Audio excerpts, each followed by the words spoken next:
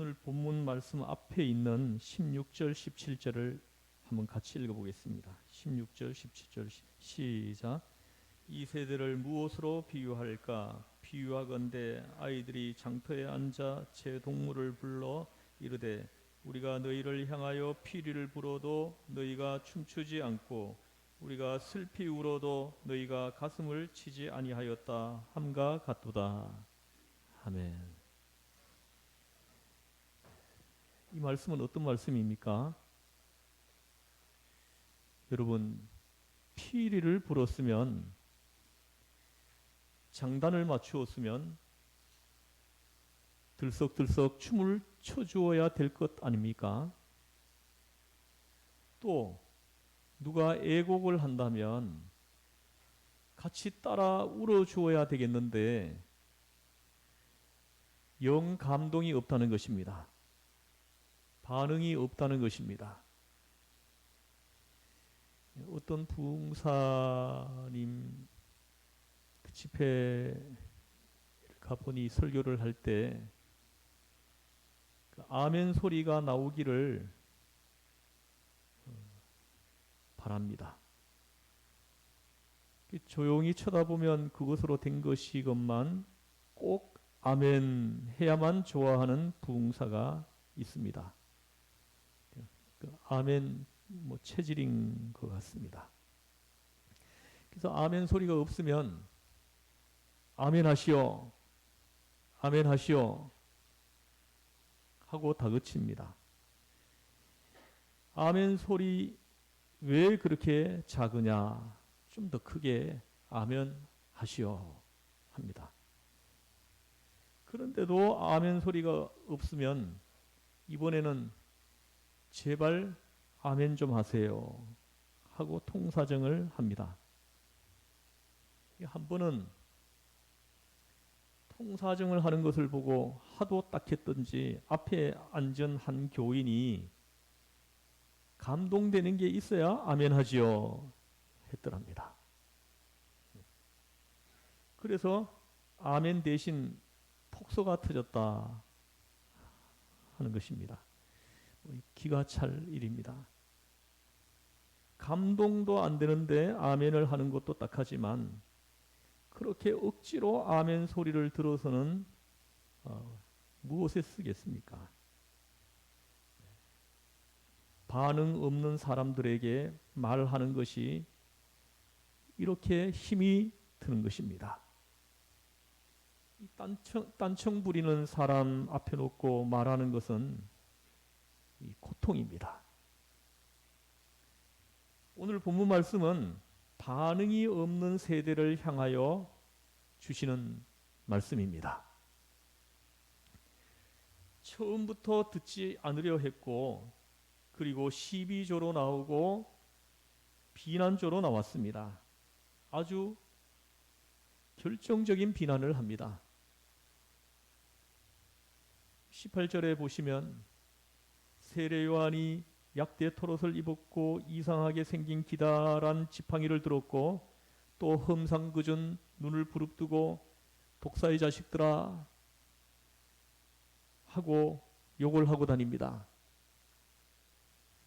광야에 살면서 먹는 것이 석청과 맥둑입니다. 여느 사람들이 먹는 것은 먹지도 않습니다. 그렇듯 그 진기한 행색으로 진기한 생활을 했으니 믿는 사람들이야 이제야말로 선지자가 나타났다. 400년 만에 이 땅에 선지자의 음성이 들린다 하고 감격해가지고 광야로 몰려와서는 당신이 메시아입니까? 당신이 오신다고 하는 그분입니까? 하면서 세례를 받고 그를 따르는 사람이 있는가 하면 반면에 안 따르는 사람들은 비스듬히 앉아가지고 비난을 하는데 당신이 메시아요 합니다. 그랬더니 나는 메시아가 아니요 나는 광야의 소리요 하고 대답을 하면 그런데 왜 세례를 주는 거요? 하고 비난을 퍼부었습니다. 그것뿐만이 아닙니다. 입은 것, 먹는 것, 생활하는 것을 보고는 미치광이라고 흉을 봅니다. 괴로운 일이 아닐 수가 없습니다. 사는 것이 하도 기이하다가 보니까 귀신 들렸다는 비난도 받았습니다. 그렇더니 예수님께서는 그와 대조적으로 아주 철저하게 서민적이지 않습니까? 사람들과 함께 사셨고 죄인들과 나란히 앉아서 잡수셨습니다. 사람들이 죄인으로 몰아 상대를 해주지 않는 세리의 집에도 불쑥 들어가셨습니다. 사람들이 손가락질하는 창녀 막달라 마리아와도 같이 앉아서 얘기를 나누셨습니다.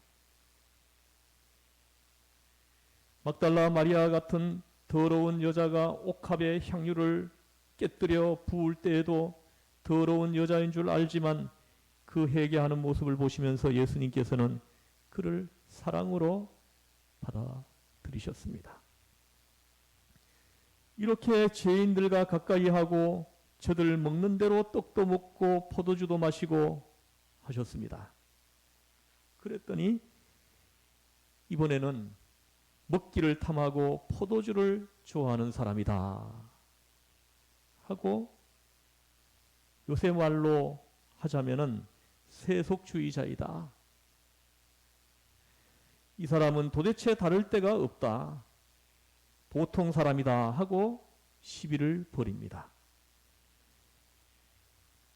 저렇게 하면 미치광이다 하고 이렇게 하면 세속주의자다 하니까 참으로 어려운 것입니다. 우리 목회자도 그렇습니다. 목사가 너무 가난하고 어렵게 살면 무능하다고 무시합니다. 조금 번듯하게 살면 또 교만하다고 합니다.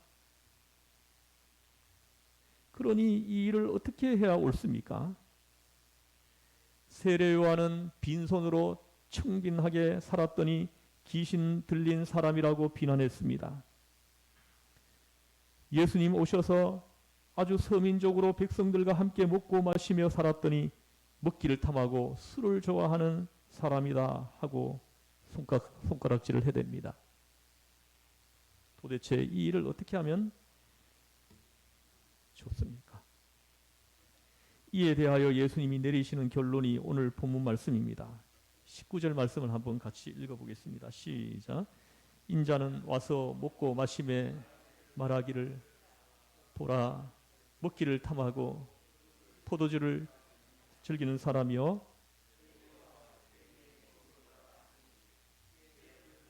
행한 일로 인하여 옳다함을 얻느니라.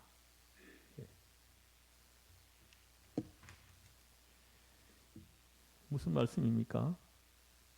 옳으냐 그르냐는 너희가 시비할 문제가 아니다. 너희가 옳다고 해서 옳아지고 아니라고 해서 아닌 것이 되고 너희가 미쳤다고 해서 멀쩡한 사람이 미친 사람이 되는 것이 아니다 하심입니다. 여기서 예수님께서는 저들의 시비나 저들의 비난에 조금도 말려들지 않고 계십니다. 예수님은 여기서 지혜는 하고 말씀하십니다. 여러분, 지식과 지혜는 조금 다릅니다. 지식에는 아무래도 과거적인 의미가 있고 지혜에는 미래적인 의미가 있습니다. 지식이란 인간의 노력으로 얻을 수 있는 선입니다. 그러나 지혜는 하나님의 선물입니다.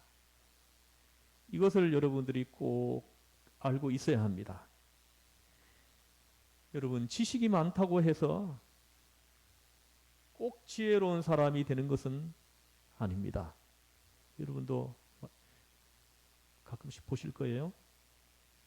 요새도 보면 전혀 공부한 바가 없는 사람이 삶을 처리하는 것을 보면은 아주 지혜로운 것을 볼 수가 있습니다. 여러분 주변에도 그런 분 혹 있으실 거예요. 그런데 어떤 사람은 무척이나 공부를 많이 했다고 아는 것 자랑하고 또 실제로도 아는 것이 있는 것 같은데 그 인생사를 처리하는 것 보면 아주 멍청하고 어리석습니다. 그렇게 어리석을 수가 없어요. 지혜가 없는 것입니다. 지식인이 곧 지혜 있는 사람은 아닌 것입니다. 중요한 것은 지혜입니다. 정말로 필요한 것은 지혜입니다. 때로는 지식이 사람을 교만하게 하며 지혜도 함께 가진 것처럼 착각을 함으로 마침내 지혜를 얻지 못하는 그런 사람들이 얼마나 많이 있습니까? 지식이 있기 때문에 지혜를 못 얻는,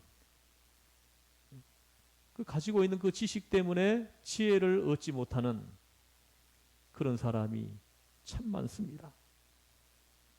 예수님도 말씀하셨습니다. 요한복음 9장에 보면 너희가 안다고 하니까 죄가 있느니라. 본다고 하니까 죄가 있느니라. 차라리 못 보았더라면 보게 해 주십시오 하고 예수님께 구하였을 텐데, 안다고 하고 본다고 하고 이렇게 교만하기 때문에, 지식이 좀 있는 것 때문에, 그 지식 때문에 바리새인들이 지혜 없는 자가 되어버렸다는 것입니다. 여러분, 우리 이거 정말 조심해야 될 부분입니다.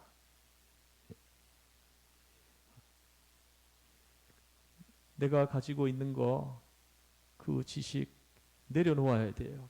그래야 그때부터 하나님의 말씀이 내 귀에 들어오는 거예요.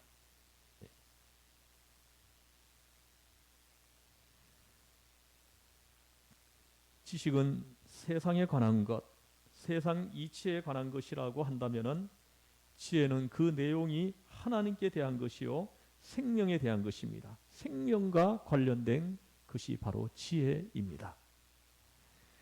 그래서 오늘 본문에서 예수님 말씀하십니다. 지혜는 하고 말씀하시는 입니다.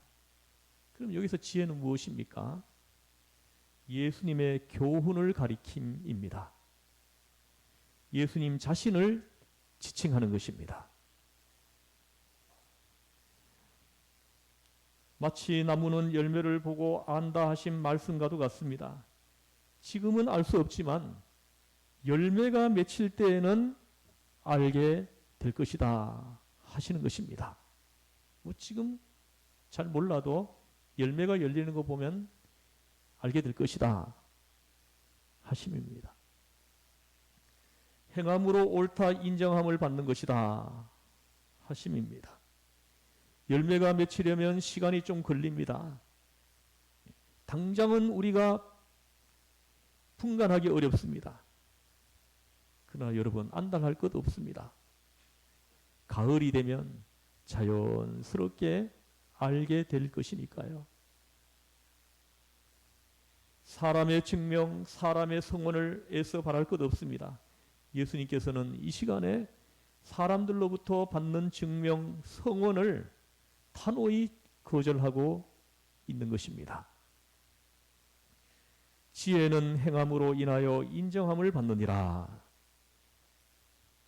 그런 거로 내가 너희들의 시비에 대해서 마음 안 쓰기로 한다. 언젠가는 다 알 것이다 하시는 것입니다.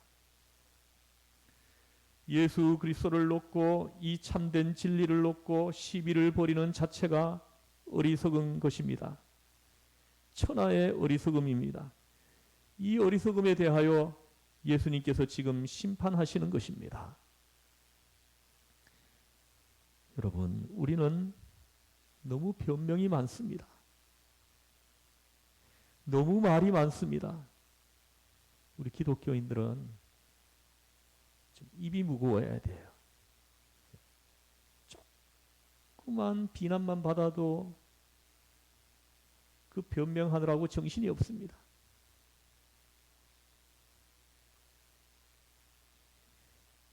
너무 사람으로부터 지지를 받으려고 합니다. 쓸데없는 일이죠. 변명하려고 들면 변명하려고 하는 것 때문에 어떻게 됩니까? 오히려 더욱 일이 난처해지지 않습니까? 가만히 있는 것이 좋습니다. 왜요? 사실이면은 어느 날 사실대로 나타날 것이니까요. 사실이 아니면 그러다가 말 것 아니겠습니까? 바리새인들이 예수님을 가리켜 술을 좋아하는 분이라고 방을 써붙인들 예수님께서는 눈썹 하나 까딱하지 않으셨습니다. 십자가에 매달리시고도 나는 죄가 없다라고 말씀하시지 않았습니다. 그저 가만히 계셨습니다.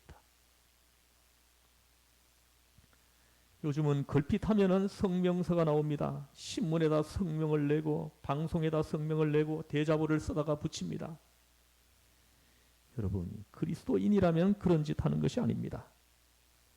그렇게 하는 것은 예수님의 방법이 아니에요. 예수님은 지금 엄청난 오해를 받고 계십니다. 세례 요한을 미친놈이라고 하더니 이제는 예수님을 가리켜 술을 좋아하는 사람이라고 비난하고 퍼부어댑니다. 이런 시비에도 예수님은 말씀이 없으십니다. 한마디도 하지 않으세요. 지혜는 그 행함 뒤에 있는 결과로 인하여 언젠가는 반드시 옳다 인정함을 받게 될 것이다 하시는 것입니다. 그래서 그 엄청난 누명을 그대로 쓰시고 십자가를 지셨습니다. 여러분, 예수님의 모습을 떠올려 보십시오. 우리 같으면 너무너무 억울해가지고 난리 칠 텐데 예수님께 대한 누명과 오해는 오늘 우리에게도 있습니다.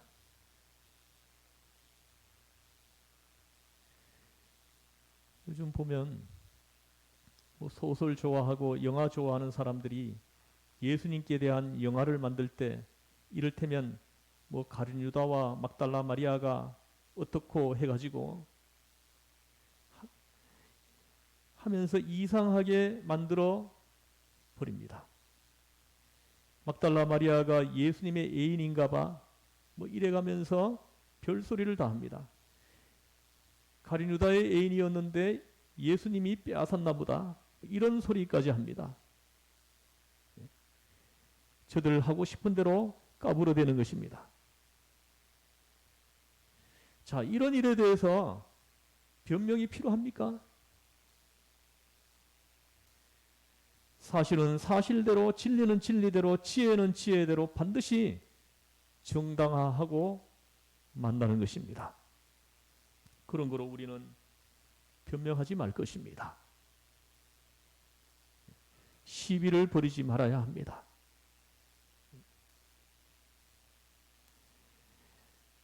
어제 그저께죠. 여기 교회 앞에 차가 한 대가 저 위에서 내려오고 한 대는 이쪽 위에서 올라가요. 요 바로 교회 정문 여기에서 한 5m 정도 위에요. 근데 두 대가 딱 마주보고 섰어요. 근데 서로가 양보를 안 하는 거예요. 서로가 왜 내가 차를 빼야 되냐 하면서 막 소리를 지르고 내가 뭘 잘못했냐 이러면서 안 빼는 거예요. 무려 1시간 넘게 그렇게 서 있더라고요. 차 올라오는 차들 쭉 섰어요. 그래 선차들이 다 내려와 가지고는 차 조금만 빼달라고 하는데도 꿈쩍도 하지 않습니다. 그래서 결국은 서 있던 차들이 저 뒤에 차부터 돌려가지고 돌아가더라고요. 나중에 누가 신고를 했나 봐요. 경찰들이 왔어요. 경찰들이 와가지고 뭐라고 하니까는 그때서 차를 빼더라고요. 여러분, 좀 많이 웃었어요. 야, 양쪽 다 운전자들이 다 60 다 넘었어요. 그래서 이 인격은 60이 넘어도 안 바뀌는구나. 그런 생각을 했습니다. 우리 그리스도인들은 이런 시비를 버리지 말아야 합니다. 예수님께서는 분명히 말씀하십니다. 나무는 그 열매로 안다고. 열매가 맺힐 때까지 기다릴 수밖에 없습니다. 여기에는 침묵이 있을 뿐입니다. 여기에는 다만 행위만 있을 뿐 어떤 인간적인 노력이 있어서는 안 된다 하시는 것입니다. 누가 예수님의 심리학이라는 책을 썼습니다. 거기에 보면 예수님께서는 아무리 보아도 승부욕이 없다는 것입니다. 누구를 굳이 이기려고 한다든가 누구를 질투하고 시기하고 하는 것을 전혀 찾아볼 수 없다고 그렇게 썼습니다. 또 없는 것은 또 있습니다. 예수님께서는 절대로 변명을 하지 않습니다. 변명할 만도 하고 꼭 해야 될 것 같은데도 예수님은 오직 한마디, 지혜는 그 행한 일로 인하여 옳다함을 얻느니라 하실 뿐입니다. 조금 더 깊게 붙여 설명하자면은 진리는 진리대로 언젠가는 다 드러날 것이니 그런 거로 이 문제에 대해서 노코멘트, 단 한마디의 말도 하지 않겠노라. 이것이 예수님의 말씀인 것입니다. 그리고는 하시던 일을 계속 하시는 것입니다. 이 또한 우리 예수님을 따르는 우리들에게 참으로 중요한 일입니다. 시비가 났다고 해서 다음부터는 세리의 집에 가서 밥을 잡수지 않으셨다든가, 나사로의 집에는 여자가 둘 있으니까 되도록 안 가는 게 좋겠다 해서 삼가하시게 되었다든가 하지 않으셨습니다.